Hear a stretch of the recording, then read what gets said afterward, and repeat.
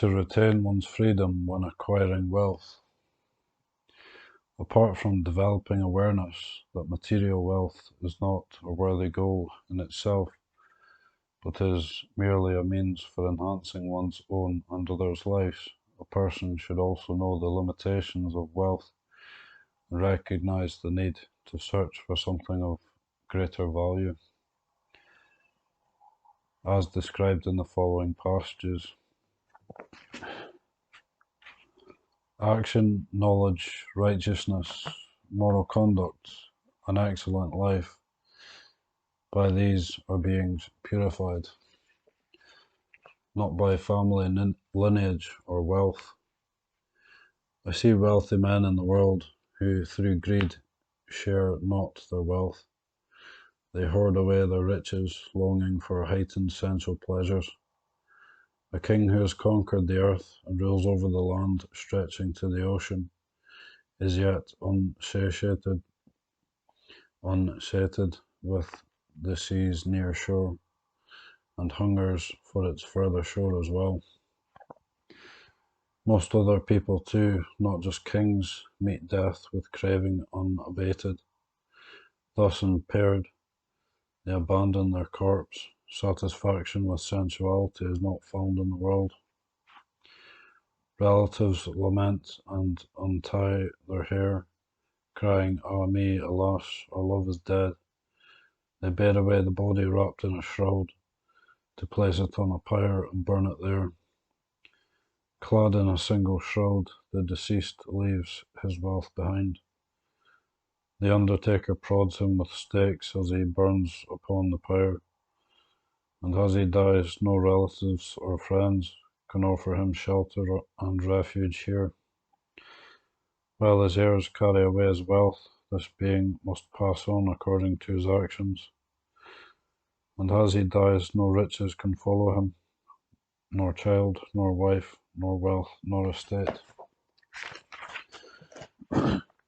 Longevity is not acquired with wealth, nor can prosperity banish old age.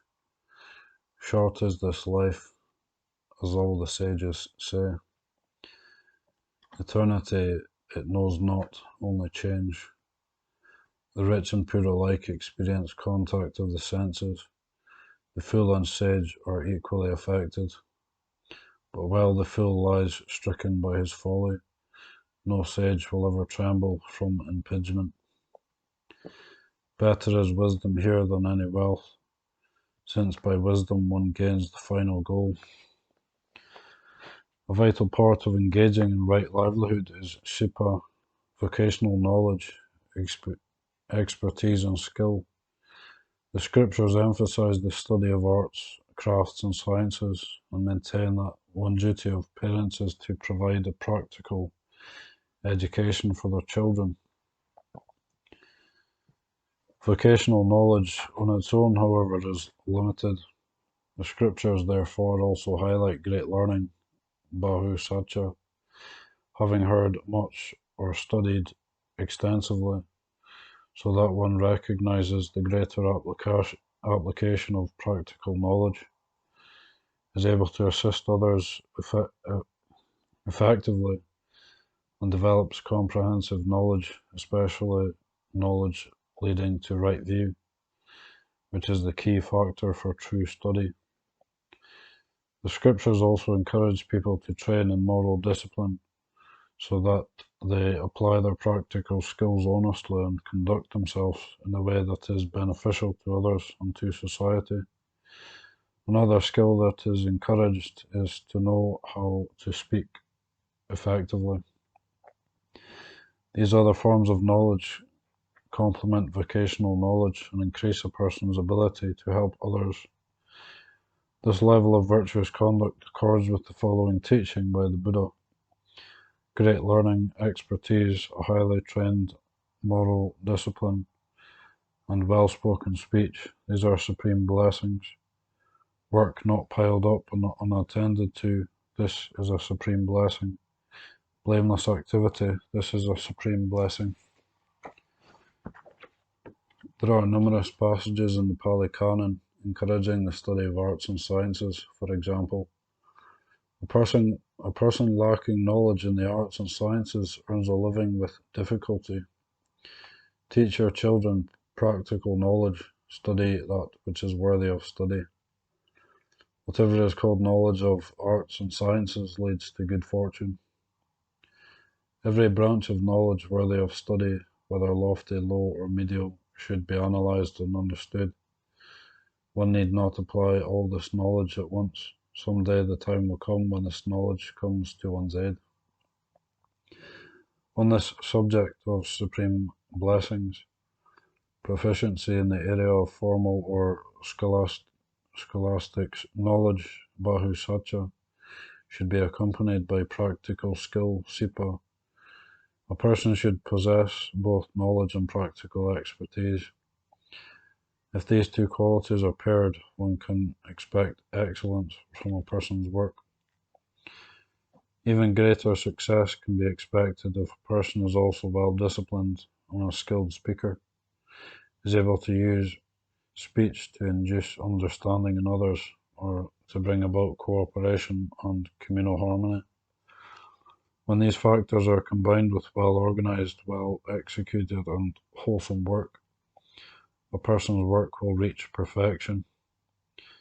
Because some people may become overly absorbed in gaining knowledge and attending to work to the point of neglecting their family responsibilities, the Buddha included two additional blessings at the beginning of the passage of looking after one's parents and supporting one's wife and children. When noble disciples have fulfilled all personal responsibilities, the Buddha encouraged them to consider their responsibilities to other people, to further develop virtue and participate in upholding the righteousness of all human beings. The Buddha thus included three more blessings at the end of the passage of supporting one's relatives, nati Sangha, of widespread giving, dana, and of righteous conduct, dhammacharya. To conduct oneself in line with these principles is to earn one's livelihood with rectitude. Buddhism admits to and conforms the necessity of material things, especially the four requisites of life, as is seen, for example, in the Buddha's frequent exhortation: all beings exist by way of food, sabbe satta ahara ti ka. The true value of material things, however, is connected to moderation and determined by how they foster a healthy and natural physical state, of physical strength and ease, freedom from illness, and an absence of danger from either privation or excess, and by how they support a person's work and the cultivation of spiritual qualities. The value of material things is also determined by social conditions and by personal factors, by one's level of wisdom and the ability to recognize the advantages, disadvantages, and limitations of material things, and by one's ability to experience forms of bliss more refined than the happiness derived from material objects. For this reason, Buddhism is not interested in compelling people to distribute material wealth equally, as this does not guarantee that people are virtuous and happy. Rather, it emphasizes the minimum requirement that all people possess an adequate amount of the four requisites in order to survive without too much difficulty, and that possession of material objects not be a cause for oppressing oneself or others. Buddhist teachings also recognize that possession and consumption of material things is related to a person's spiritual maturity and development. A person less spiritually developed will desire material objects for gratification and depend on material things for happiness more than a person of greater spiritual development. A spiritual decline occurs when people forget this proper relationship to material wealth. The need for material things becomes a misguided search for gratification and an addiction to sensual pleasures, until people forget that material well-being is a foundation for generating superior spiritual qualities. As a consequence, people often abuse others out of selfishness. Alternatively, an attachment and enslavement to material wealth may give rise to possessiveness and anxiety until a person is unwilling to spend it or use it for beneficial purposes, which harms both himself and others and is another form of affliction. Even more extreme behavior occurs when disappointment and disillusionment about worldly objects turns into aversion and one sets oneself in opposition to the world. One thus creates deliberate hardship for oneself by following an extreme degree of austerity or by getting caught up in practices of self-mortification in order to escape the power of material things. On the surface, these practices resemble living simply and keeping one's material needs to a minimum. It is incorrect, however, to consider these practices as ways leading to liberation, or to undergo ascetic practices without applying a deep understanding. One should recognize that in the endeavor for liberation, people must rely to a necessary degree on material things in order to live with wisdom and compassion. A life that is free and not overly dependent on material things implies not being seduced, blindly absorbed, or spellbound by these things. This freedom relies on liberating wisdom, Nitsarana Panya, and on a thorough discernment of the disadvantages and failings of material things, the Nawa Dasawi. A wise person sees many disadvantages of pleasurable sense objects and of material things. Example, one can easily become enslaved by them. One may rely on them entirely for one's happiness. They do not necessarily lead to higher spiritual qualities like peace of mind, and when one is attached to them, they even become an obstacle to realizing these higher states. Moreover, by their very nature, these things are void of an inherent perfection, which would be able to truly gratify our desires and to provide satisfaction. They are impermanent, unstable, and transient. They cannot be truly owned and are not truly subject to our control. And in the end, they must break up and dissolve. To relate to these things with ignorance is to create grief and suffering. They were not born along with us, and when we die, they will not follow us. The purpose of seeking and owning these things is to use them for solving problems and alleviating suffering, and for developing true happiness, not to increase our suffering. There is no merit in hoarding up wealth. The more one is enslaved to wealth, the greater is one's affliction. When one recognizes the above truths, one derives the true value from material wealth, spends money to benefit oneself and others, and cultivates the four favorable qualities, Sangha Vatu. For example, by establishing a society that guards against wrongdoing, promotes virtue, and encourages spiritual development, and by supporting those people who uphold the truth. One does not possess wealth solely to increase wealth, nor does one generate wealth simply to consume more and to seek self-gratification.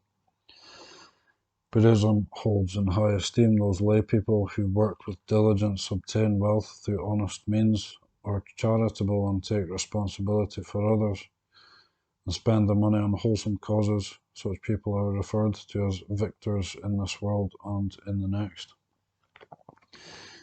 Even more excellent are those people freed through wisdom from mental defilement, who do not fall victim to wealth or to personal possessions, who do not allow the acquisition of wealth to be a source of woe, who are able to live with a joyful heart, who come into contact with worldly things but are not stained by them, and who are able to disengage from suffering when it arises in various circumstances. These are the true masters, Iksara Jana, the true liberated ones, Sere Pugala. Such lay people may be awakened up to the stage of non-returner, yet they are fully attentive to and engaged in their work. The Buddha did not approve of lay people being concerned only with immediate needs or desires without preparation for the future, or by abandoning their duties, which can be a form of attachment to non-attachment.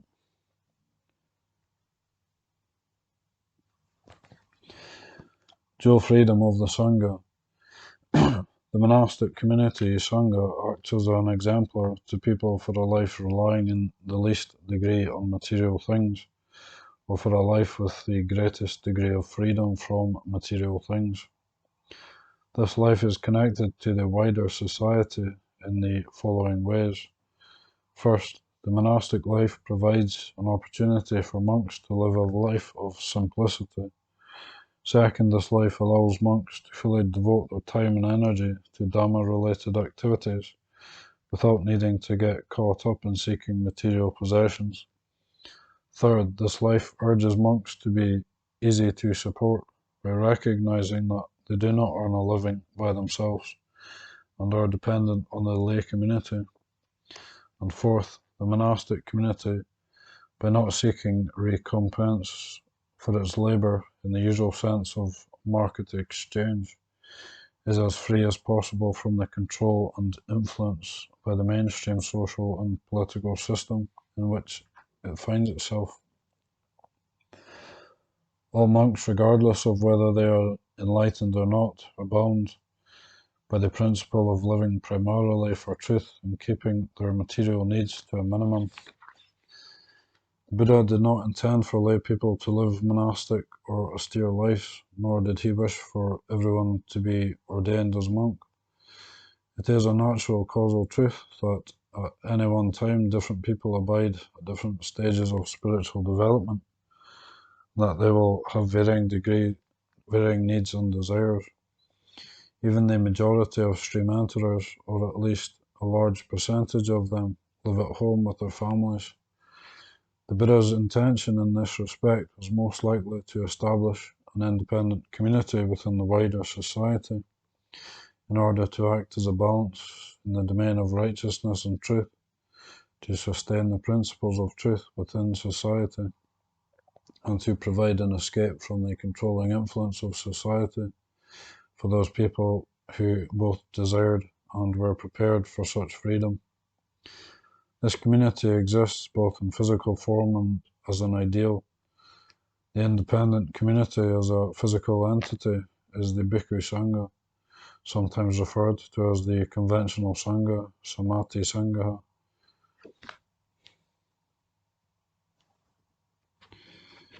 which exists alongside and is yet free from the wider lay community.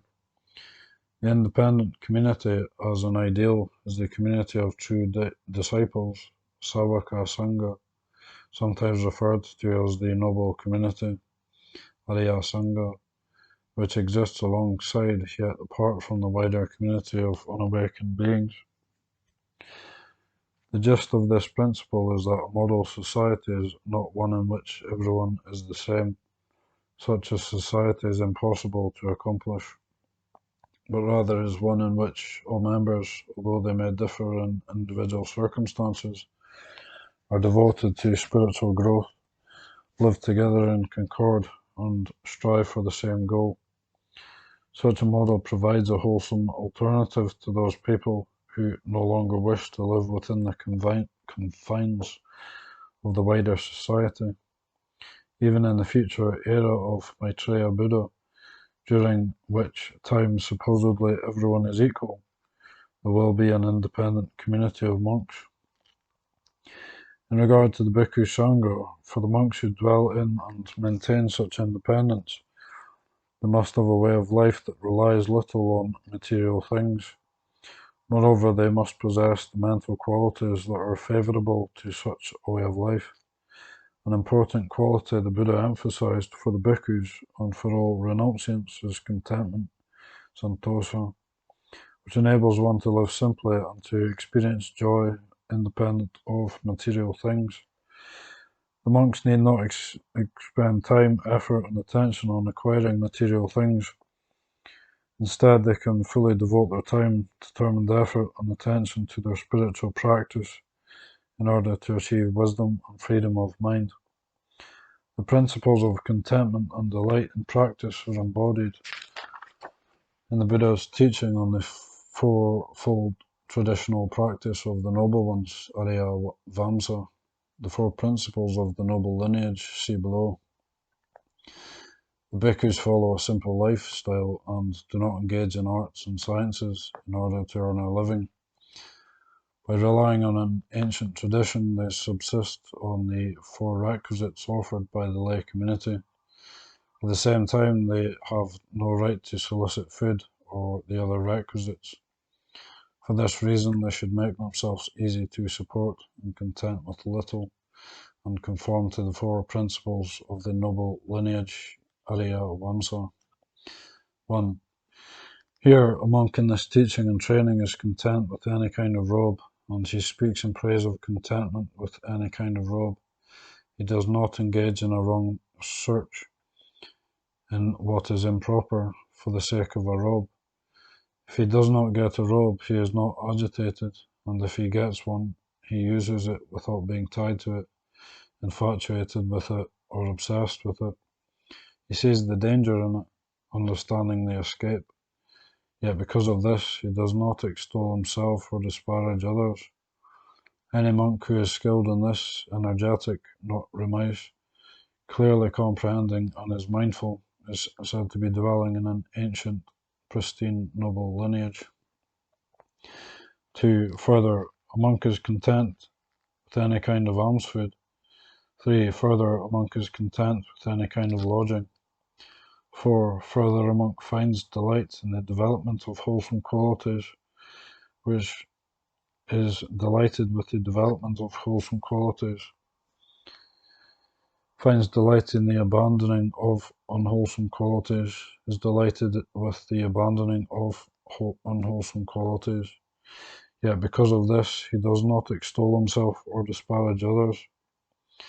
Any monk who is skilled in this development, bhavana, and abandonment, pahana, energetic, not remiss, clearly comprehending and mindful, is said to be dwelling in an ancient, pristine, noble lineage. Qualities like contentment correspond to the discipline and moral conduct of the Bhikkhu Sangha. The moral code for the bhikkhus was prescribed in order to foster contentment in the monks and to support them in their dedication to cultivating wholesome qualities and abandoning unwholesome qualities.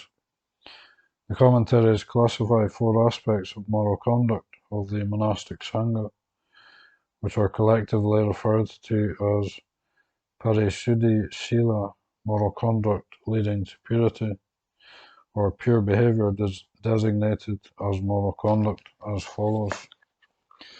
1. Patimokkha Samvara Sila, morality as restraint in regard to the Patimokkha, to abstain from forbidden conduct, to adhere to permissible forms of conduct, to practice strictly in regard to the training rules. The commentators claim that this factor is accomplished by way of faith. 2. Indriya Samvara Sila, morality as sense restraint, to be careful not to allow evil, unwholesome mind states like desire, attachment, aversion, and indignation to overpower the mind when receiving the six sense objects. When the eye sees forms, the ear hears sounds, the nose smells odors, the tongue savors tastes, the body experiences tactile sensations, and the mind cognizes mental objects.